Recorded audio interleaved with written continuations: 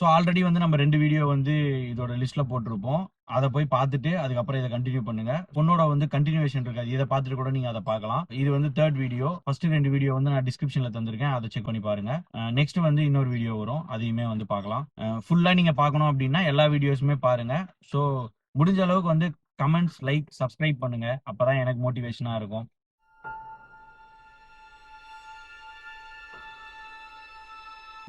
Next வந்து woofer வந்து இங்க ஃப்ரண்ட்ல குடுத்திருக்காங்க. சவுண்ட் ஆக்சுவலா வந்து கிறிஸ்பா, கிளியரா சூப்பராவே இருக்கு. ஆனா என்ன ஒரு ப்ராப்ளம்னா, இந்த வூஃபர் வந்து சைடுல இருக்க டோர்ஸோட சவுண்ட வந்து சப்ரஸ் பண்ணிடுது. அதனால பின்னாடி இருக்கவங்களுக்கு வந்து பெருசா வந்து மியூசிக் சவுண்ட் வந்து நல்லா பூஸ்ட் பண்ணி கேட்க மாட்டேங்குது அப்படின்ற மாரி சொல்றாங்க.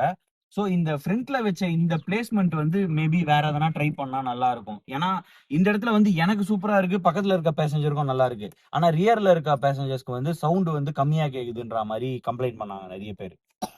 சோ இந்த பிளாஸ்டிக் வந்து இன்னும் கொஞ்சம் நல்லா குடுத்துருக்கலாம்.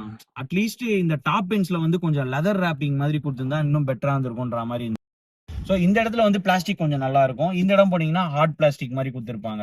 சோ இந்த இடம்லாம் வந்து நல்லா நல்லா சூப்பராவே இருக்கும். ஆனா ஸ்கிராட்ச் வந்து ஈஸியா விழற மாதிரி இருக்கும். சோ இந்த இடம் வந்து டாப் பென்ஸ்லயாவது வந்து அவங்க கொஞ்சம் நல்லா குடுத்தா நல்லா இருக்கும்ன்ற மாரி பார்த்தேன். நெக்ஸ்ட் வந்து பார்த்தோம்னா, ரஸ்ட் வந்து அதிகமாகற மாதிரி இருக்கு. ஏன்னா நம்ம ஆல்ரெடி ஒரு வீடியோல சொல்லியிருப்போம். ரஸ்ட் வந்து ரொம்ப அதிகமா புடிக்குது. யூசுவலா வந்து 1 இயர்க்குள்ளலாம் வந்து இவ்ளோ ரெஸ்ட் ஆவாது. அண்டர் பாடி ஃபுல்லாவே. அதே மாதிரியே பிரேக் வீல்ஸ், அந்த வீலாண்ட, அதுக்கப்புறம் வந்து டிஸ்க் பிரேக்ஸ் எல்லாமே வந்து செம்ம ரெஸ்ட் ஆயிடுச்சு. சோ அது குவாலிட்டினாலயா என்ன பிரச்சனைன்னு தெரியல. 1 இயர்க்குள்ள இந்த மாதிரி ரெஸ்ட் ஆயி நான் பார்த்ததே இல்ல. இது வந்து கொஞ்சம் அதிகமா இருக்கா மாதிரி இருக்கு. இது வந்து நம்ம இப்ப உட்கார்றோம் அப்படின்னா, இந்த சீட் பெல்ட் எடுக்கிற பொசிஷன் வந்து ரொம்பவே டிஃபிகல்ட்டா இருக்கு. ஏன்னா இந்த பில்லர் வந்து நம்மளுக்கு வந்து கொஞ்சம் ரொம்ப பின்னாடி இருக்கா மாரி இருக்கு. சோ நீங்க வந்து கொஞ்சம் நல்லா கம்ஃபர்டபுளா இப்படி வந்து உட்கார்ந்துட்டீங்க அப்படின்னா, இப்ப நான் எடுக்கணும்னா இந்த கை பாருங்க எனக்கு எட்டவே எட்டாது. சோ இந்த கையில நான் இப்படி இழுத்தா மட்டும் தான் என்னால வந்து போடுற மாதிரி இருக்கும். சோ இந்த பில்லர் இங்க இருக்கனால கொஞ்சம் ஹைட்டா ரொம்ப குள்ளமா இருக்கவங்க தான் கழுத்துல போடும். கழுத்துல போட்டு அப்படின்ற மாதிரி ஆயிடும் போல இருக்கு. சோ இது வந்து டிஃபிகல்ட்டா இருக்க மாதிரி ஒரு ஃபீலிங் இருக்கு. வேற யாருக்குன்னா இருந்தாலுமே அத கமெண்ட்ல சொல்லுங்க. நெக்ஸ்ட் வந்து இந்த ஏசி கண்ட்ரோல். பழைய இதுல பார்க்கும்போது நம்மளுக்கு வந்து இந்த சர்க்கிள் மாரி குடுத்திருப்பாங்க. அதோ இந்த மாதிரி குடுத்திருப்பாங்க. அது வந்து நம்மளால ஈஸியா வந்து ஏசிய வந்து நம்ம இப்டி இப்டி திருப்பிக்க முடியும். ஆனா இது குடுத்திருக்கனால நான் வந்து ஃபர்ஸ்ட் இது பார்க்கறதுக்கு அழகா இருக்கேன்னு நெனச்சேன். பட் ஆனா நம்மளுக்கு இத மூவ் பண்றது வந்து ரொம்ப டிஃபிகல்ட்டா இருக்கு. டிரைவ் பண்ணும்போது இத மூவ் பண்றோம் அப்டின்னா கொஞ்சம் கஷ்டமா இருக்கா மாரி இருக்கு.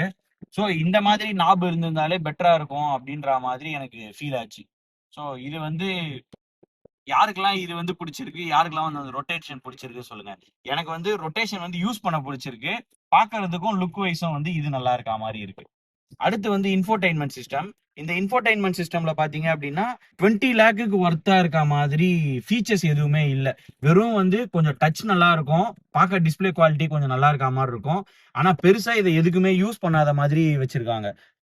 ஸோ 20 லேக் மேல நம்ம குடுத்து வாங்குறோம் அப்படின்றப்ப, அவங்க ஆண்ட்ராய்ட் சிஸ்டமே குடுத்துருக்கலாம். நம்ம யூஸ் பண்றதுக்கு ரொம்ப கன்வீனியன்ட்டா இருக்கும். நீங்க வந்து CarPlay எனக்கு தரவே தேவையில்ல. நான் எல்லாமே வந்து டிஃபால்ட்டா மேப் எல்லாமே அதிலேயே யூஸ் பண்ணிப்பேன். ஸோ அந்த விஷயம் வந்து கண்டிப்பா இது பண்ணும். நம்ம ஜெனரலா ஆஃப்டர் மார்க்கெட்ல ஒரு இது பேஸ் எடுத்து போடுறோம் அப்படின்னாலே ஒரு 10,000க்கு ஒரு நல்ல ஆண்ட்ராய்ட் செட் கிடைக்குது. ஸோ இவ்ளோ பெரிய கம்பெனிஸ் வந்து அந்த மாதிரி இது குடுத்தா இன்னும் பெட்டரா இருக்கும்ன்ற மாரி ஃபீல் ஆச்சு. ஓவரா பேசாத. ஓகேவா? நெக்ஸ்ட் வந்து பவர் விண்டோ வந்து வெறும் டிரைவருக்கு மட்டும் தான் குடுத்திருக்காங்க. எல்லாத்துக்குமே குடுத்திருந்தா நல்லா இருந்திருக்கும். ஏன்னா நான் 3த்தையும் வந்து பிரஸ் பண்ணி ஃபுல்லா ஏத்திட்டு திருப்பி இறக்குற மாதிரி இருக்கும். இது கூட உன்னால பண்ண முடியாதான்னு கேட்காதீங்க. நான் வந்து அவ்வளோ காசு பே பண்றேன். அதனால நான் எக்ஸ்பெக்ட் பண்றேன். இது எல்லாமே எனக்கு வேணும் அப்படின்னு சொல்லிட்டு. அதே மாதிரி வந்து நம்ம ரிமோட்ல வந்து லாக் பண்றோம் அப்படின்றப்ப எல்லா விண்டோவும் வந்து ரோல் டவுன் ஆச்சு அப்படின்னாலுமே நம்மளுக்கு வந்து ஈஸியா இருக்கும்.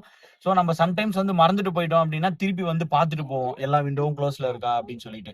ஸோ அது நம்ம லாக்ல வந்து நம்ம இங்க செட்டிங்ஸ் குடுத்திருந்தாங்க. நம்மளுக்கு வேணும்னு சொல்லிட்டு அந்த ஃபீச்சர் ஆன் பண்றோம் அப்படின்னா நம்மளுக்கு வந்து அப் அண்ட் டவுன் இருந்தா இன்னும் பெட்டரா இருக்கும்ன்ற மாதிரி இருந்துச்சு.